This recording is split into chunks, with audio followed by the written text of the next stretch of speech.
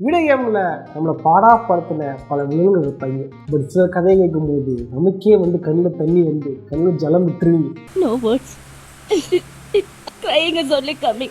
அந்த அளவு பார்த்தீங்க அப்படின்னா சில வில்லன்ஸோட கதை கேட்கும்போது உண்மையிலே பாவமையாக அவனையே தான் கொண்டீங்க அப்படின்ட்டு நமக்கே வந்து ஒரு கஷ்டமாக இருக்கிற மாதிரி தான் இருந்திருக்கும் சில விலங்குகள் பார்க்கும்போது. அதெல்லாம் வந்து பாவப்பட்ட விலங்கு. அந்த மாதிரி வந்து அப்படியே கார்ட்டூன்ல 2 வீடியோ பார்த்துருப்போம். இது வந்து பார்த்தீங்கன்னா கேமில் வந்து எந்த வில்லன்ஸ் ரொம்ப பாவமாக இருக்காங்க, அவங்க பேக் சைடு ரொம்ப சோகமாக இருக்கு, ஓகே உண்மையாக அவங்க நல்லவனா இல்லை வில்லனா அப்படின்றதான் இந்த தெளிவாக பார்க்க போகிறோம். யாரும் லைக் பண்ணிங்க, சப்ஸ்கிரைப் பண்ணிங்க. ஓரா பசங்க போயிடலாம். நான் கதை சாமி. இந்த ஷோ குறியீடு கந்தசாமி.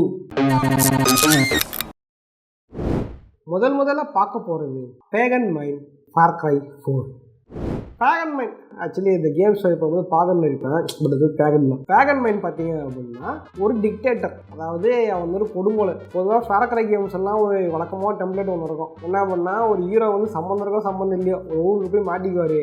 அந்த ஊரில் வந்து டிக்டேட்டர் ஒருத்தர் இருப்பான். அவனை காலி பண்ணிட்டு அவன் ராஜ்யத்தை அழிச்சிட்டு நீங்கள் எப்படி தப்பிச்சு வரீங்க அப்படின்றது தான் அந்த கேமோட கான்செப்டாக இருக்கும். இது வந்து ஒவ்வொரு கதைக்கும் ஒரு வில்லன் இருப்பாங்க, ஒவ்வொருத்தரும் ஒரு பேக் ஸ்டோரி இருக்கும். ஆனால் இவனோட பேக் ஸ்டோரி கேட்டிங்க அப்படின்னா உங்களுக்கே வந்து கஷ்டமாக இருக்கும். இப்போ இந்த கேமோட ஹீரோ பார்த்தீங்கன்னா அஜயோட அம்மா சாவறதுக்கு முன்னாடி தம்பி இன்னொரு அஸ்தியை லட்சுமண போய் கரைக்கணுப்பா அப்படின்னு சொல்லி செத்து போயிடுவாங்க.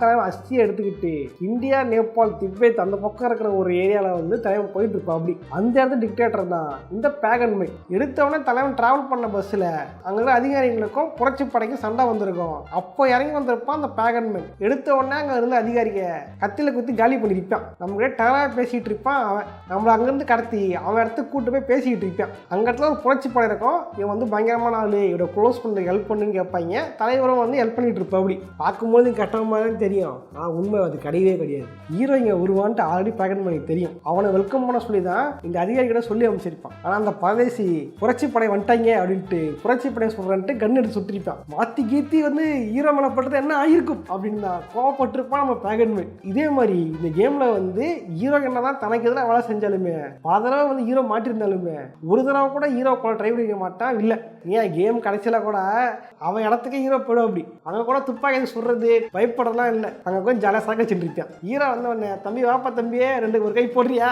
அப்படின்னு கேட்டுட்டு உட்காந்துட்டு இருப்பான். ஏன் அதெல்லாம் பண்ணுறான்னா ஹீரோவோட அம்மா பேர் ஈஸ்வரிக்கும் இந்த பேகன் மேனுக்கும் வந்து ஒரு தொடர்பு இருந்திருக்கும். அதான் என்ன பண்ணிருப்பான், வில்லங்கிட்ட வந்து போய் அவங்க கூட சேர்ந்துக்கிட்டு அவனை போட்டதுக்கு வழியே பாரு அப்படின்னு சொல்லிப்பாங்க. பட் ஈஸ்வரி என்ன பண்ணிருப்பாங்க, அவங்க கூட சேர்ந்துக்கிட்டு இங்கே ஜாலியாக இருக்கேன்ட்டு ஹீரோவோட அப்பாவை கழட்டி விட்டு இவங்க கூட ஜனையை மஜா பண்ணி ஒரு குழந்தைய பெற்றுருவாங்க. சரி இதெல்லாம் என்ன பண்ணிருப்பான், என்ன கல்யாணம் பண்ணிட்டு அவன் கூட குழந்தை பெற்றிருக்கியே என்ன பார்த்தா டூடு பட பிஆர் மாதிரி தெரியுதான்ட்டு வில்லனை கொள்ள ட்ரை பண்ணி அவங்க குழந்தை இறந்து போயிடும். இதனால வந்து மனம் முடிஞ்சு இது வந்து அமெரிக்கா போயிட்டு இருப்பாங்க. வில்லனும் வந்து மனம் முடிஞ்சு வந்து கஷ்டப்பட்டு இருப்பான். இப்போ வந்து ஈஸ்வரியோட பையன் இங்கே வரான், இவர் பையன் இல்லை ஈஸ்வரி பையன் வரான்னு ஒன்று தம்பி ராஜெல்லாம் நீ எடுத்துக்கப்பா, சந்தோஷமா இருப்பா, என் வாரிசா நீ இருப்பா அப்படின்னு சொல்றது தான் அவன் ட்ரை பண்ணிட்டு இருப்பான். இந்த மங்கிடி ஹீரோ தான் ஒரு அறிவும் இல்லாம இந்த பைத்தியக்காரங்க பேசி கேட்டுக்கிட்டு லூசு மாதிரி உட்காந்து சண்டை பண்ணிட்டு இருப்பான். இந்த கேமோட ஸ்டார்டிங்லயே நான் போன் பேசிட்டு வெயிட் பண்ணிட்டு இருப்பேன். அவன் போன் பேசிட்டு வர வரைக்கும் வெயிட் பண்ணியிருந்தோம்னா கேம் அங்கேயே முடிஞ்சிடும். தலைவனே கூட்டுன்னு போயிட்டு அஸ்தனம் கரைக்கணும் கூட்டுன்னு போயிட்டு ஹெல்ப் பண்ணிட்டு இந்த ராஜினி எடுத்துக்க அப்படின்னு இருப்பான். இப்ப சொல்லுங்க, பேகன் மைண்ட் உண்மையிலே நல்லவனா கெட்டவனா? உண்மையிலே பாவப்பட்டவன் அவன் நினைச்சுதான் எத்தனை பொண்ணை வேணா அடைஞ்சிருக்கலாம். ஆனா ஈஸ்வரியை லவ் பண்ணிட்டு ஒரே காரணத்துக்காக தான் ராஜ்யத்தையே வந்து ஈஸ்வரோட பையனுக்கு எதுக்கு ட்ரை பண்ணிருப்பான். உண்மையிலே இந்த வில்லன் பாவப்பட்ட வில்லன் தான். இந்த ஃபேர் கிரை 4ஓட கதையை தெரிஞ்சணும் அப்படின்னா இந்த கேம்ஸ் ஆடி போட்டிருப்பேன். இந்த மாதிரி பயங்கரமான கதை, நல்ல கதை. லிங்க் ஐக்கானில் தரேன், இல்லை அப்படின்னா நம்ம சேனலை செக் பண்ணி பாருங்கள். இந்த மாதிரி பல கதைகள் இருக்கின்றன. அடுத்தா பார்க்க போகிறது Ryder White from Dead island.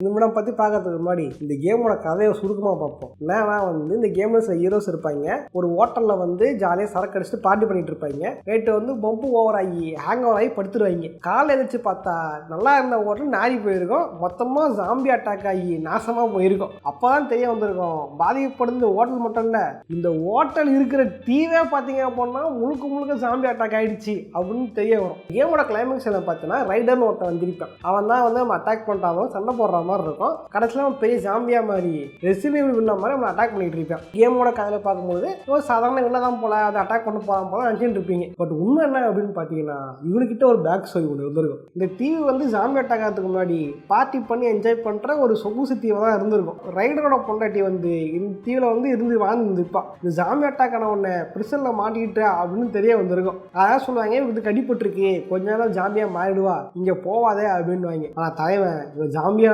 போனாலும் பரவாயில்ல, இவன் கூட நான் சாமி ஆகிடுறேன் அப்படின்ட்டு தலைவன் வந்து தன்னோட காதலுக்காக பொண்டாட்டியை காப்பாற்ற வருஷம் போயிருப்பார். போனதுக்கப்புறம் தெரியும் போன கொஞ்சமா ஜாம்பி ஆயிடுச்சு அப்படின்ட்டு. இதுக்கு மாற்று மருந்து கண்டுபிடிக்க முடியுமான்னு தெரிய பார்க்கும்போது ஒரு மருந்து ஒன்று கண்டுபிடிப்பாங்க. இதுதான் வந்து சரி பண்ணுறதுக்கான ஒரே மருந்து, மாற்று மருந்து அப்படின்ட்டு. பொதுவாக ஜாம்பி ஆட்ட என்ன பண்ணாங்க, தலை சுட்டு காலி பண்ணுறாங்க, அடிச்சு காலி பண்ணுறாங்கல்ல. இல்லை என் பொண்டாட்டை எப்படியாவது திரும்ப கொண்டு வந்துடுவேன், எப்படியாவது வந்து பழைய குணமாக்கிடுவேன் அப்படின்ற நம்பிக்கையில் ஜாம்பியை வந்து கஷ்டப்பட்டு கை காலெல்லாம் கட்டி தலைவன் வந்து இந்த மருந்தை வச்சு குணப்படுத்தலாம் கூட்டு போயிருப்போம். அப்படி அந்த நேரத்தில் நம்ம வந்து ஹீரோக்கள் ஓகேவா அந்த ஜாம்பியை கழட்டி விட அந்த ஜாம்பி ரைடரை வந்து செல்லமா வந்து கடிக்க தலைவனுக்கு வந்து ஜாம்பி வைரஸ் பரவிடும்.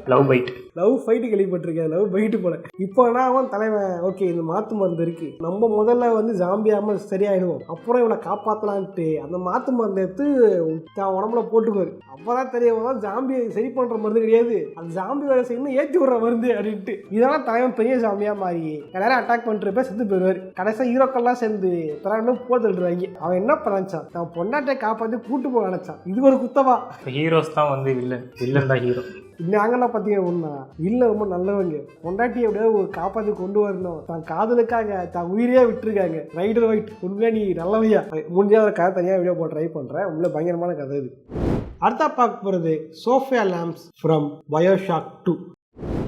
ஆழ்கடலில் ஒரு நகரம் இருக்கும் ராப்சர் அப்படின்னு. இந்த உலகத்தில் ஆடம் அப்படின்ற ஒரு அதிசய பொருள் ஒன்று வேணும். இதை எடுக்கிறதுக்கு சாதாரண மனுஷங்களால் முடியாதுன்றதுனால பிரெயின் வாஷ் பண்ணப்பட்ட little sister and big daddy அப்படின்னு 2 பேர் இருப்பாங்க. லிட்டில் சிஸ்டர்னா அனாதை ஆசிரமத்தில் இருந்த சின்ன குழந்தைங்களை பிரெயின் வாஷ் பண்ணி வச்சிருப்பாங்க. பிக் டேடின்றவங்க அந்த இடத்துக்கு கூலிக்கு வேலை பார்க்க வந்தவங்கள அவங்களும் பிரெயின் வாஷ் பண்ணி ட்ரெஸ்ஸை போட்டு வச்சிருப்பாங்க. 2 பேர் வேலை என்ன பண்ணா இந்த ஆடம் சஸ்டன்ஸை எடுக்கிறது. அதுக்கு எவனோ இடத்துல வந்தானா அவனை போட்டு தள்ளுறதா இந்த பிக் டாடியோட வேலை. அடிப்படை 2 பேருமே பிரெயின் வாஷ் செய்யப்பட்டதா இருக்காங்க. ஒருத்தர் ஒரு எந்த ஒரு தொடருமே கிடையாது. சோஃபியா லேம்ப் கூட பொண்ணு ஒருத்தி இருப்பா. அவன் வந்து ஜெயிலில் இருந்த டைம்ல அவளை வந்து இந்த மாதிரி ஆராய்ச்சி பண்ணி லிட்டில்ஸ் தான் மாற்றி வச்சிருப்பாங்க. அப்போ அங்க இருந்து பிக் டாடி ஒருத்தர் இருப்பான். அவனை காலி பண்ணிட்டு இந்த பொண்ணை வந்து சேஃபா காப்பாற்றி கூட்டு போயிடும், குணப்படி தங்க கூட வச்சிருக்கோம். இப்போ என்ன அவன் செத்து போன பிக் டாடி திரும்ப உயிரோட வந்து லிட்டில் சிஸ்டரை கண்டுபிடிக்கணும்னு தேடிக்கிட்டு இருப்பான். அதுவும் பார்த்தீங்க அப்படின்னா பிக் டாடி கூட தான் போவேன், எங்கள் அம்மா கூட இருக்க மாட்டேன்ட்டு இவன் கூட போயிட்டு இருக்கோம். அடிப்படையில் பார்த்தீங்க அப்படின்னா பிக் டேடிக்கும் லிட்டில் சிஸ்டருக்கும் எந்த ஒரு சம்மந்தமே கிடையாது. சோஃபியா லேம்ப்ஸ் தான் பொண்ணை லிட்டில் சிஸ்டர் ஆகிறவளை காப்பாற்றி கூட்டு போகிறான், அவ்வளோதான். இதில் வந்து சோஃபியா லேம்புக்கும் ஹீரோவுக்கும் எந்த ஒரு மோட்டிவும் இல்லை. ஹீரோ ஜெயிக்கணும் அப்படின்ற அவசியமும் அந்த கதையில இல்லை. ஆனால் சம்மந்தமாக கதை எழுதி இந்த கதையை முடிச்சுன்றதுக்காகவே தூக்கி வேலை பார்த்து வச்சிருப்பாங்க. ஆக்சுவலி சரியாக புரியல நினைக்கிறேன். இப்போ ஆர்டிஆரோடைய ஃப்ரான்ச்சைஸ் போயிட்டு இருக்குல்ல கதைகாலன் சாமியில், அடுத்ததான் வேணா பயோஷாக் ஃப்ரான்ச்சைஸ் சொல்கிறேன். அந்த ஃப்ரான்ச்சைஸ் முடிக்கும் போது உங்களுக்கு தெரியாது புரியும் நினைக்கிறேன். அடுத்தா பார்க்க போகிறது Victor Sullivan from Silent Hill 4 the room.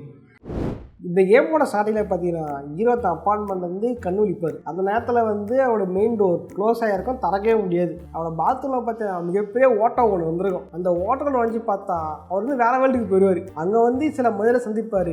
அங்கே இந்த ஒவ்வொருத்தரும் பார்த்தீங்க அப்படின்னா டப்பு டப்பு டப்புட்டு குருவி சாகாமல் சத்திக்கிட்டு இருப்பாங்க. ஓகே, இவங்கெல்லாம் கொள்றது யாரு, ஏன் சாகிறாங்கன்னு தெரியவே தெரியாது. அப்புறம் தெரிய வரும் விக்டர் சலைவன் ஒருத்தன் இருக்கான். அவன் தான் வந்து ஒவ்வொருத்தரையா கொண்டுகிட்டு இருக்கான், ஒவ்வொருத்தரையா பலி கொடுத்துக்கிட்டு இருக்கான். அடுத்த ஹீரோவையும் ஹீரோவை கொலை பண்ண போகிறான் அப்படின்னு தெரிய வரும். அங்கிருந்து ஹீரோ கஷ்டப்பட்டு விக்டர் சலைவனே காலி பண்ணி அங்கிருந்து தப்பிச்சு வந்துடுவாரு ஹீரோ. அடிப்படையில் பார்க்கும்போது இவன் எத்தனை பேரை கொண்டிருக்காங்க கேடு கட்ட அனுப்பிங்க. பட் வந்து இவன் பேக் ஸ்டோரி கேட்டீங்க அப்படின்னா ரொம்ப வந்து கஷ்டமா இருக்கும். என்ன அப்படின்னு பார்த்தீங்கன்னா விக்டர் சலைவன் சின்ன குழந்தையா இருக்கும்போது ஹீரோ தங்கி இருக்க அதே ரூம்ல தான் அவன் பேரண்ட்ஸ் தங்கி இருந்திருப்பாங்க. அவர் வந்து குழந்தையா இருக்கும்போது இந்த ஊருக்குள்ள வந்து நம்மளால வாழ முடியல, காசு பத்த மாட்டேங்குது, சம்பளம் பத்த மாட்டேங்குது அப்படின்ட்டு அவன் பேரண்ட்ஸ் என்ன பண்ணிருப்பாங்க, பத்த குழந்தைய அதே ரூம்ல விட்டுட்டு வீட்டை காலி பண்ணி எஸ்கேப் கேட்டிருப்பாங்க. சைலண்ட் ஹில் 2வோட ஹீரோவோட அப்பா பார்த்தீங்கன்னா அந்த குழந்தை கண்டுபிடிச்சி ஆனால் அவன் செத்து வைப்பாரு. இவ்வளோ கஷ்டப்பட்டு வாழ்ந்திருப்பான் விக்டர் சலவன். அவன் வளர்ந்ததுக்கு அப்புறம் தெரிய வரும் செத்து போன கூட கொண்டு வரதுக்காக இத்தனை பேர் காலி பண்ணணும் அப்படின்னு தெரிய வந்திருக்கும். அதனால தான் அம்மா செத்து போயிட்டாங்கன்னு நினச்சிக்கிட்டு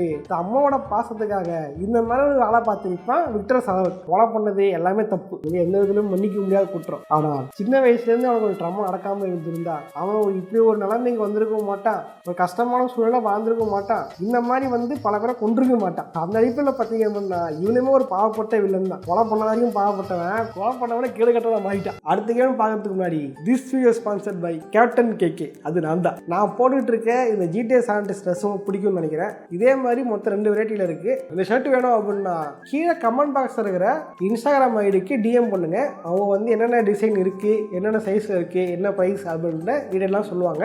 10 தான் அடிச்சிருக்கேன். ஸோ வந்து கொஞ்சம் ஹெல்ப் பண்ணுங்க. உடனே இந்த GTA San Andreas ட்ரெஸ்ஸை வந்து ஆர்டர் போடுங்க. ஓகே, நீங்களும் ஒரு கேமர் நிரூபிங்க. அடுத்தா பார்க்க போகிறது ரவுடிகள் ஃப்ரம் ஹாட்லேண்ட் மியாமி 1.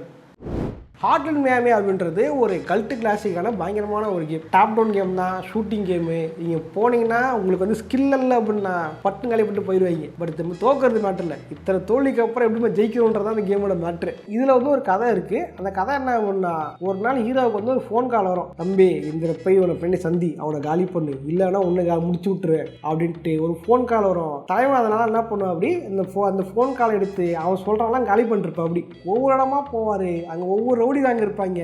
ரவுடி கேங்குக்கும் ஹீரோவுக்கும் என்ன சம்பந்தமே கிடையாது. ஆனா போன் காலை சொல்லிட்டானுன்ற ஒரே காரணத்துக்காக இவரு போய் ஒவ்வொரு காலி பண்ணிட்டு இருப்பாரு. அதெல்லாம் பாத்தீங்க அப்படின்னா செத்து கிடப்பாங்க. அவங்களாம் பாத்தீங்க அப்படின்னா ரவுடி கேங் இல்லாத ஹீரோ மாதிரி சில ஆட்கள் இருப்பாங்க. கட்ட கடைசியில் பாத்தீங்க அப்படின்னா ஹீரோ வந்து அவருக்கு ஏகப்பட்ட பிரச்சனை வரும். அவர் கேர்ள் ஃப்ரெண்டை கொண்டு காலி பண்ணிடுவாங்க. இவரை வந்து மண்ணை அடிச்சு படுக்க போட்டுருவாங்க. தலையை வந்து அந்த ஹாஸ்பிட்டல் இருந்து தப்பிச்சு வந்து ஊர்ல இருக்கிற மிகப்பெரிய தாதா ஒருத்தர் இருப்பான். அவன் தான் எல்லாத்துக்கும் ஹெட், சிண்டிகேட் ஹெட். அவன் என்ன பண்ற காலி பண்ணுவாரு. அது வந்து கேம் முடிஞ்சு போயிடும். ஹீரோ ஏன் கொண்டாரு, கொலோஸ் பண்ணது யாருன்னு எனக்கு தெரியாது. கடைசியில் பார்த்து தெரியும் இதெல்லாம் பண்ணுறதுக்கு காரணம் கவர்மெண்ட் ஏஜென்சிக்கு தான். அடிப்படையில் பார்த்தீங்கன்னா இந்த கேமில் வில்லன் சேரமாக ரவுடிங்க தான், அந்த மிகப்பெரிய தான் மெயின் வில்லன். பட் லோர் படி பார்த்தீங்க அப்படின்னா அவனுங்களுக்கு எனக்கும் சம்மந்தமே கிடையாது. இதில் வந்து பாவப்பட்ட யாரும் சொல்ல முடியாது தான். பட் வந்து என்ன சொல்கிறது, வில்லன்ஸுக்கு எனக்கும் சம்மந்தமே இல்லை. இன்னைக்கு இது சொல்கிறது என்ன எப்படி புரிஞ்சதுனே தெரில. அப்படிப்பட்ட கதை இந்த கதை.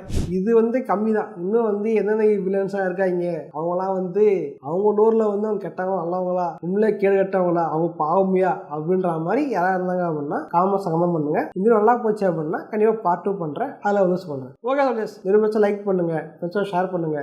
இதே மாதிரியான இன்னொரு சுவாரஸ்யமான சந்திக்கிறேன். பாய்.